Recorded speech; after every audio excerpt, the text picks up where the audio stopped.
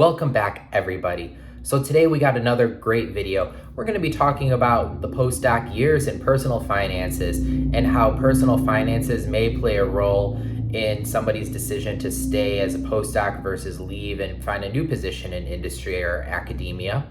And this was a video that was suggested by a viewer. So as always, if there's something that you really want, leave a comment below and I'll be able to make videos about that and help you guys out. Again, these videos are for you guys to try to help you guys through different hardships that I dealt with and that I faced. And as always, if you like the video, give it a thumbs up. It'll help spread this video out to more people.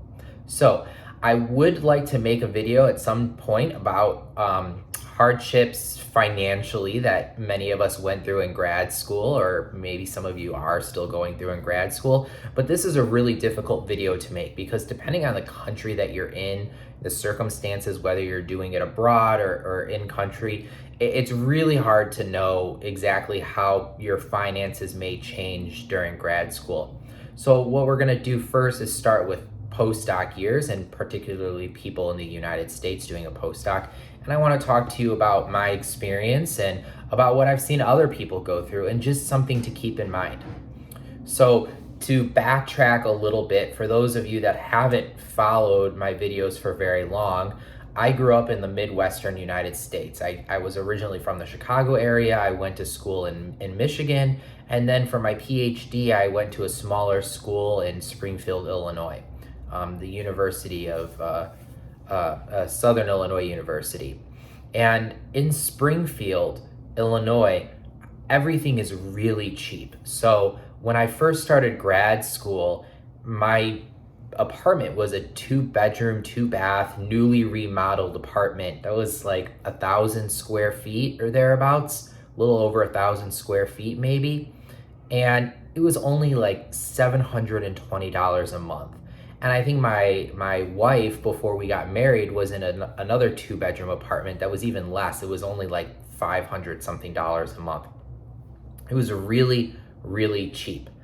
And so if you live in a community like that, that's really cheap, yes, you can be okay as a postdoc with the salary that they earn. However, the issue becomes when you move to somewhere that has a much higher cost of living. So the issue, for those of you that are not familiar with doing a postdoc in the United States, is that most everyone is going to be doing their postdoc off of NIH funding and the pay scale that NIH sets. Okay, so what that means is the NIH says that somebody with 0 years experience, so a freshly graduated PhD student that starts a postdoc, should earn this much of a salary. If you have 1 year, you get a bump in your pay. 2 years, you get a bump. And so every year you get a small bump in your pay, but it's barely anything. It's barely inflation, or it may not even be the same rate as inflation.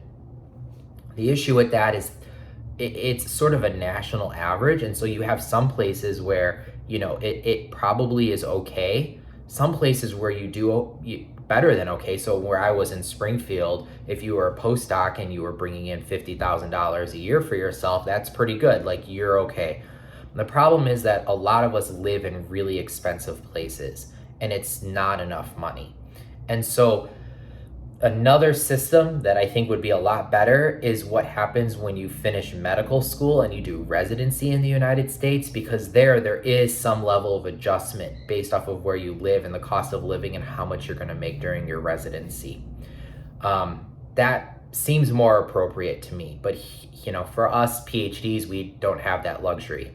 So when we moved from the Springfield area to Boston, because I wanted to do my postdoc at Harvard Medical School, we were in for a very rude awakening where the cheapest apartments that you're going to find are, $2,000. You could spend $3,000, $4,000, $5,000 on an apartment here.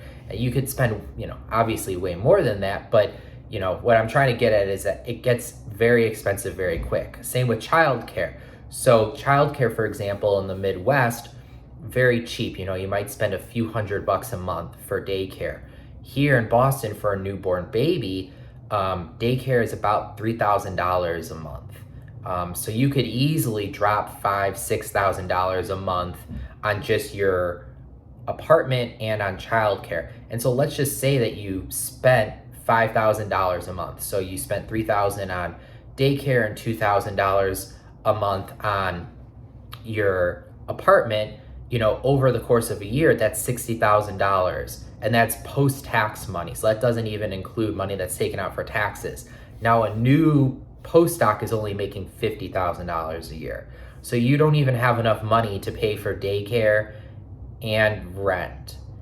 So even if your spouse picks up another job that, they're working in the Boston area, yes, you could do daycare and rent and you could live very cheaply, but you're barely keeping your head above water. And this is something that people really just don't warn you about Boston, and they really should, is that doing your postdoc at Harvard, one of the most grueling things is being able to afford living in Boston, which is it's a city that if you don't make a lot of money, you're gonna have a really hard time living here. The cost of living is just so outrageous.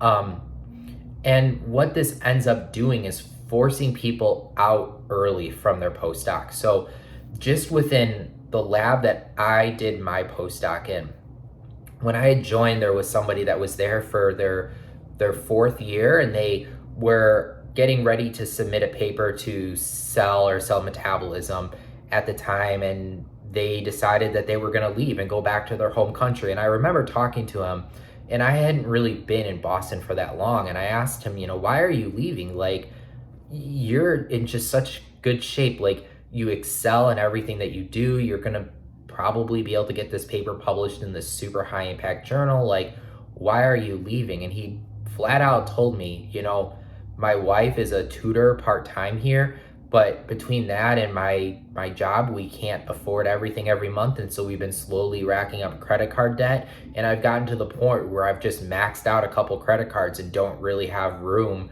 to afford more. And I'm scared to keep piling on more debt. And I think that it's time that we head back. I know another person in my lab who came in a couple years before them and a couple years before me.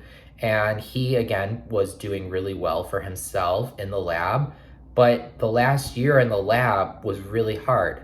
He had to send his wife and his daughters back home to his home country to go live there because it was too expensive to be living in Boston. And so he had to go meet some different people on the internet and try to do some co-housing with some random strangers on the internet while the rest of his family was back in his home country. So, I mean, just imagine that you're an adult, you're married, you have kids, you want to be doing what's best for them, and being in a position where you think what's best is to have to send them back home to their home country, and then you're living with some strangers. I mean, I think in the end, long term, it'll be the right decision. And, I obviously would never question somebody else's decision. I personally would have such a hard time being able to do that. I don't know that I would be able to just send my wife and my son back to another country and then go live with some strangers. I don't know if I'm brave enough to do that.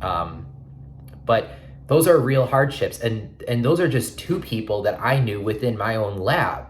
Now imagine all the different labs in Boston and how many people there are that go through these hardships. And I'm sure that there are people watching this video that have gone through the same thing, where whether it's grad school or postdoc, that you're just thinking to yourself, my gosh, like, I know that I want delayed gratification, meaning that I know I'm going to put off having money in my 20s while I see my friends having money in their 20s, because I know that in my 30s, 40s, 50s, I'm going to be set either with job security or being able to make a lot more money.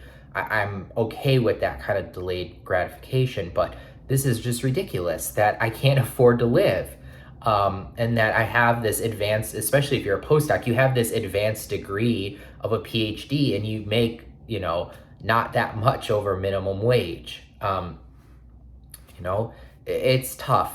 And so personally for me, how much of a role did it play? So when I started my postdoc here, we knew that at the time, actually, we didn't know that my wife was going to be landing a postdoc position when I had to find an apartment out here. Now, luckily, she did find a postdoc position, which did help increase our salary. And eventually, she moved into industry, which, again, really helped our position and let us move closer to the city in a much newer, nicer apartment. But at first, when we thought that it was just going to be me, earning money. We didn't know how long it was going to take for her to find a postdoc position, which again, luckily was very quickly. She actually had found one between the time that we signed the lease on our apartment and then when we actually moved. So in between that short time, she found one. But what ended up happening was I had to get an apartment far away from the city, and it was a dumpy apartment, and it would take me an hour and a half to drive to a train station and take the train in and then walk. So an hour and a half to go to work. I would work a full day, and then an hour and a half to go back every day, back and forth, back and forth. Meanwhile, I had my wife at home. My, son was only a few months old at the time. It was very draining, very tiring. And then you get home and then the baby's up all night. And it's just not an ideal situation.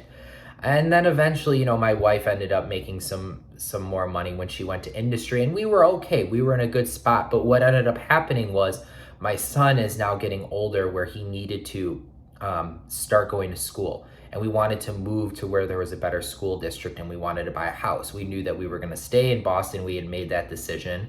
Both of us work in the sciences, and when you're in science, it makes more sense to be in a city like Boston, which is a science hub. And the schools here are great, and we think that culturally it's good for my son. And we decided to buy a house. And when we started to look at a house and play around with how much it was going to cost to have a house, we quickly realized that we just couldn't cut it with me being a postdoc anymore, and that I either needed to be able to find a position in academia, or I needed to transition over into industry. And as I started weighing options, pros and cons of each, one of the big factors was that you just make a lot more money in industry, and that we would be able to afford housing a lot easier. And so because I wasn't able to stay quite as long as I would have needed to be able to try to find some kind of position in academia, it was a big driving force in my decision to go into industry. Now, that's not to say that there aren't other reasons. There are obviously scientific reasons that I wanted to go into industry. So I had personally felt that I had accomplished a lot within academia, and I wanted to try my hand at something new and see if I could also accomplish things there. I did not want to have to write grants for the rest of my life. There's a lot of reasons why I ultimately wanted to go into industry, but a big driving force was, not gonna lie, that you can't just stay a postdoc forever. And nowadays, to become a faculty member, to be able to get the publications you need, the amount of grants that you need, the funding from like a K01 award, you need to be there for 5, 6, 7 years. And it's just impossible almost to do that in Boston unless you're really, really willing to sacrifice for that amount of time, because you just don't have the money to be able to live in an expensive place like Boston. And I'm using Boston as an example because that's where I am. But I do know that a lot of the big cities, it's the same way, and it's not just, something specific to Boston. So I think this video has gone on long enough, but I do hope that this helps, and I do hope that people realize that they're not the only ones dealing with financial hardship as they, venture through grad school, and especially through a postdoc as well. So with that, if you enjoy this video, make sure to give it a thumbs up, and I'll catch you guys in the next one. Bye.